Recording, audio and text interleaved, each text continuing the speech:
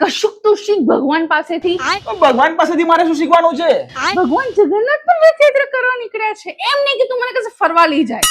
તો તારા માટે હવે હું રથ બનાવડો ભગવાનની જેમ અને તને રથયાત્રા કરવા લઈ જાઉં? આવડી મોટી ગાડી લઈને મૂકી છે, એમ નહીં કે કશું મને ફરવા લઈ જાય. સાપુતારા તો લઈ જા અત્યારે મોન્સૂનમાં. એટલે ભગવાન પાસેથી મારે કશું શીખવું જોઈએ નહીં? હા. તારી વાત સાચી છે, ભગવાન જે કરે કરવું જોઈએ ને. Yes.